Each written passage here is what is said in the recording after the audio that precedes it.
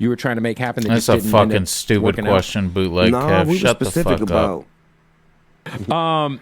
In 2011, I want to say there's a historical moment. Yourself, Corrupt, The Game. I'm missing somebody else. Essentially, pass the torch to Kendrick Lamar on stage. Yes.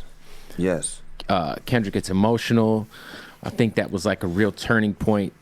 Well, at that time, The Game, he was the one that was Carrying the torch. He was fucking carrying the torch. Game was fucking it up. He was getting it in. He was busting. He was battling niggas. He was keeping it gangster. He was taking niggas on tour.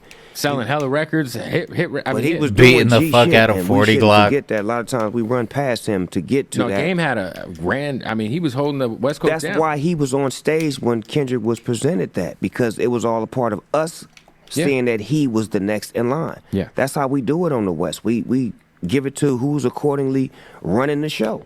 Yeah. So Game naturally on stage with me, we felt like he the one. And it wasn't no discussion that we had 3 weeks ago. That shit happened right there on the spot. Happened on the spot. This nigga was fucking it crazy. up. We in the crowd watching this nigga fuck it up. I'm sitting with Dr. Dre in the crowd, watching this nigga fuck it up. And I'm like, I gotta go on stage with this nigga Dre. I'm sorry, I can't be in the crowd. So I go on stage and he do another song, then another song, and they look over at me and they hand me the mic. I'm like, man, fuck all this shit, nigga. This nigga's the king. And everybody agreed. And that nigga broke down in tears, and it was beautiful because I watch him now and I see all the work he put in before he took the crown and after he got the crown. He is a true king. True. When you heard him talk about you on Whacked Out Murals and posting the Taylor freestyle, I saw you retweet it and say it was the edibles. What were your thoughts when you first heard Man, that? that's my nephew, man. He's a rapper, man. He's supposed to speak his mind and tell his truth. Yeah. That's the way he felt, you know what I'm saying? And he has the right to say that. I'm his big homeboy, so I have to take what's given to me from his perspective because he's speaking truth. Yeah.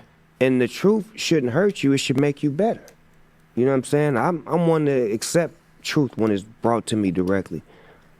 He feels that I shouldn't have played that. Damn, I was on them edibles, my nigga. I gotta be more careful. You right, nephew. I mean, there was like an AI transposed version of you on that song, which was crazy, right? Like, Yeah. That shit was diabolically like, I don't even know, like, one of the weirdest things. But the crazy part is, I can say it. What had happened was, that's how niggas say it. What had happened was, I did a collaborative post with someone. You know how you do a collaborative post? And you do a lot of those. Right, so when I do it, I don't listen to the music. I just see gin and juice, because it's my brand. Right. So when I post it, I'm thinking I'm posting gin and juice. I don't know what song this is. I'm not hip to everybody's music. Right. Then I get the word, nephew, didn't like what you did. What did I do? What does that mean? What is he talking about? You played some music. What music? Then I had to go look at I'm like, oh, that's cuz. Damn. So then I deleted it, called nephew, left him a message, because he ain't pick up. He was working on his shit. I left him a message, nephew, this Uncle Snoop. I got the message. I apologize. I was fucked up. My bad. Did you feel like at all like weird about like that, like Drake using your voice? Man, I don't want to be Be in nobody's honest, shit, dude. man. I like being in my own shit. You know what I'm saying? Sure. Because you didn't know that was happening. No, I didn't. To me, No, I like, didn't. if you were gonna do that, like, you should like tap in, like, hey, I'm gonna use your voice on some shit. But see, He couldn't I'm have such a big tapped figure. in. How would he do that? I'm Uncle Snoop. Right. I'm accessible to everybody, so everybody feels like they can because I don't have too many parameters when it comes to me. But when it comes to beef, that's a real parameter that I do have. I don't get in nobody's beef. I'm usually the one who ends the beef.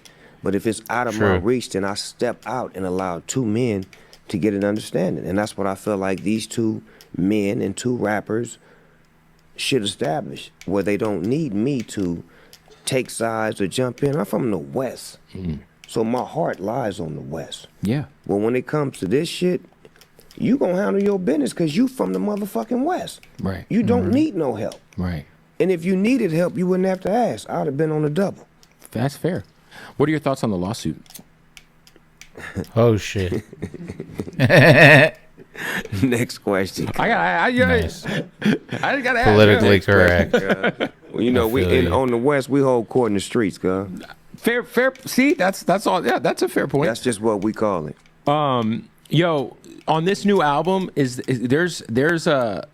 I love the way you ended it. The Negotiator was hard.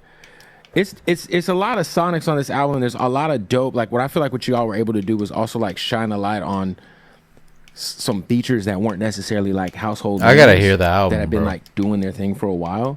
Because I am was hearing there like a lot any- of good things about it. Anything that didn't get finished feature wise in time, like that almost crossed the finish line making the album, or that you were trying to make happen that That's just a didn't end fucking up stupid working out? question, Bootleg Kev. we were Shut the specific fuck about up. what we wanted.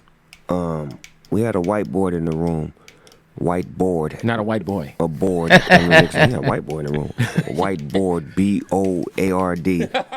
And we would write down, the songs accordingly that we thought that would make it. And then we had another list called Shit Out of Luck. So the Shit Out of Luck was the songs that didn't make the album. So we would always look at these and then look at Shit Out of Luck and be like, which one? So give you a perfect example. It's probably not the answer you're looking for, but I think it's good. We had the album right here. Then we looking at Shit Out of Luck. I don't like this one song on the album. And Dre ain't really fucking with it either. So we trying to figure out what should we do or how can we make it better. So I say, hey, that motherfucker over there on Shit Out of Luck, that's a hit if you just touch it. It's sticky situation. Fire. Banging. Fire. That motherfucker was over there. Oh, that wasn't even gonna make the album. No way. Yeah. I had to go fish hooking back in and say, cuz, nigga, you hear what I'm saying on that? Yeah. No, you're going in. And you hear if you touch that music and put all that, and then when it changes into the, oh my God, it's an experience. For sure. So that was one of those records where I had to go save it rather than records that didn't make it.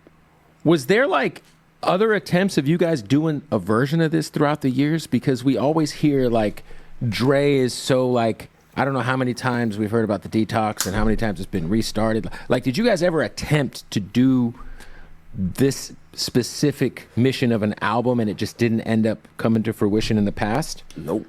So this is the first He time. don't miss. Yeah. That motherfucker don't miss.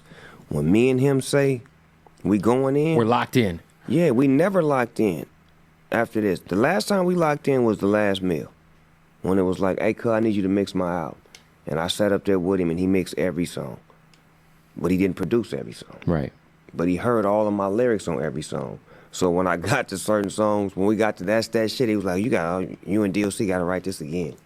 So he made me like rewrite certain things. Then when we did The Wrong Idea, he loved Badass verse. And then my verse, he was like, I like the way you started, but you need to change. That's why when I changed, I said, I'm down with P and DRE, a real nigga from the motherfucking LBC. I just look like this. I stay down with the twist. I'm real with this. I'm deep as a bitch. I gave you a pound, then I gave your wife a kiss. I had to dip because y'all was full of that bullshit. Yeah. So he made me change all of that when that wasn't even his beat. So now when we lock up on this project, it ain't like that. It's like, I'm producing you, Snoop.